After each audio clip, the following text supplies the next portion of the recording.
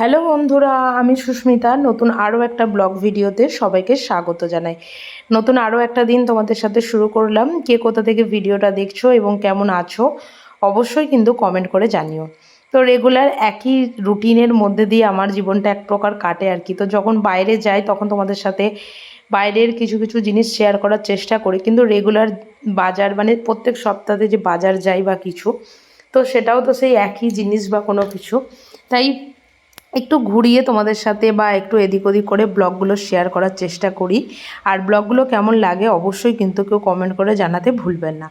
তো যাই হোক, সকালবেলা এখানে এসে মানে সমস্ত বাসনপত্র দিকে গুছিয়ে নিচ্ছি। আর আজকে বাইরে হচ্ছে বৃষ্টি, আর বৃষ্টির দিনে বেশিরভাগ দিনে খেতে ইচ্ছা করে খিচুড়ি না হলে মাংস।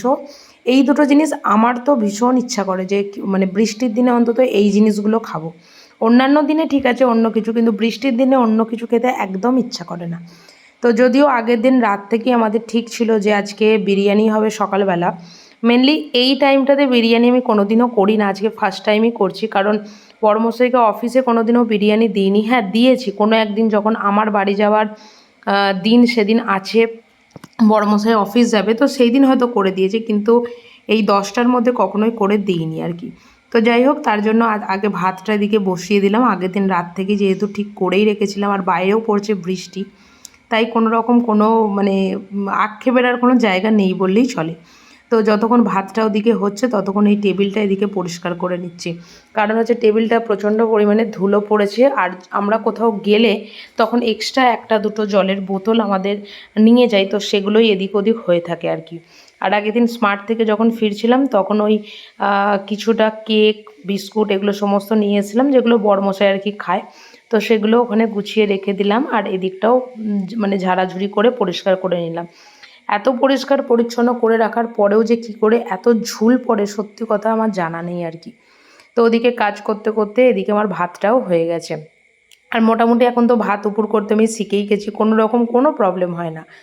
আর ইদানিংকালে একটা ভালো অভ্যাস করেছি, তো যে কারণের জন্য সকালবেলা উঠে লেবু জলটা অনেকটা দেরি হয়ে যায় খেতে, প্রায় 8:30 9টা এখন প্রায় বেজেই যায় বলতে পারো। তো সেই কারণের জন্য লেবু জলটা একটু দেরি করেই করেছি, মানে ততক্ষণে আমার ভাতটা হয়ে গেছে বললেই চলে। আর ওদিকে ভাত হয়ে গেছে, আর এদিকে এবার বেরেস্তা বানাচ্ছি। আর বিরিয়ানির মানে বানানোর রেসিপি বা কোনো কিছু তোমাদের সাথে বহুবার শেয়ার করেছি, এখন সবাই জানে বিরিয়ানি বানাতে। তো আমি আর আজকে তাই রান্নাবান্নাটা বিশেষভাবে কিছু শেয়ার করছি না। তো ওদিকে যখন মাংস বা আলু সেদ্ধ করতে দিয়েছি ততক্ষণে এদিকে এসে এবার ঘর দুয়ার ঝাঁট দেওয়া মোছামুছি প্রচুর কাজ থাকে, তো সেগুলোই করছি। আর শুধুমাত্র বিরিয়ানি হলে তো হয় না, বিরিয়ানির সাথে একটু চিকেন কষা, একটু রায়তা, একটু স্যালাড, সব কিছুই মানে খেতে ইচ্ছা করে। মানে বিরিয়ানি মানেই একটা জমিয়ে খাওয়া দাওয়া এরকম আর কি একটা ব্যাপার। তো যাই হোক, এদিকে আমি মানে চিকেন কষাটাও বসিয়ে দিয়েছি, আর এদিকে বিরিয়ানি আমার মোটামুটি রেডি। তবে লেয়ার করার সময় কোনোদিনও মাংস বা আলু আমি ওপরে এইভাবে দিই না। আমার মনে হয় যে আলুটা যদি একটু কাঁচা রয়ে যায়, তাই 70% না, আমি পুরোপুরিভাবে বয়েল করি। এবার যখন টিফিনে দেবো নিচ থেকে আলুগুলো কাটতে গেলেই না, তখনই আলুগুলো একদম মানে ভেঙে 2 টুকরো 3 টুকরো হয়ে যায়। তো যে কারণের জন্য আজকে ওপরেই দিয়ে দিয়েছি। তো ওদিকে চিকেনটা মানে বিরিয়ানিটা ওদিকে দমে বসিয়ে এদিকে ঘর দুয়ারটা মুছে নিচ্ছি, কারণ ঝাঁট তো আগেই দেওয়া হয়ে গেছিলো। আর সুযোগে সুযোগে এই কাজকর্মগুলোকে করে নিতেই হয় আর কি।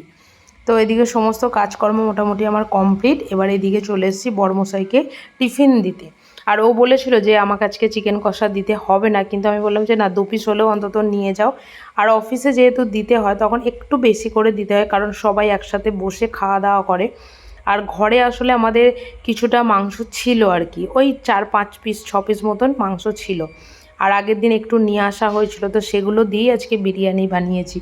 মেনলি বিরিয়ানি যখন করি তখন লেগ পিসটাই রাখার চেষ্টা করি বা বড় বড় পিস দেওয়ার চেষ্টা করি, কিন্তু আজকে একদম ছোট ছোট টুকরো টুকরো পিস দিয়েই আর কি আজকে বিরিয়ানি করেছিলাম।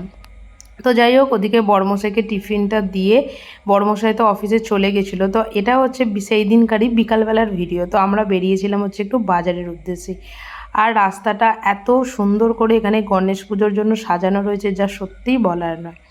তো আজকের ব্লগটা এখানেই শেষ করছি। যদি কিছু ভালো লেগে থাকে একটা লাইক করো, একটা শেয়ার করো, চ্যানেলটি সাবস্ক্রাইব করে পাশে থেকো। দেখা হবে নতুন আরও একটা ব্লগ ভিডিওতে, নতুন আরও একটা দিনের সাথে। সুস্থ থাকবেন, ভালো থাকবেন। দেখা হবে খুব তাড়াতাড়ি নতুন আরও একটা ব্লগ ভিডিওতে। টাটা।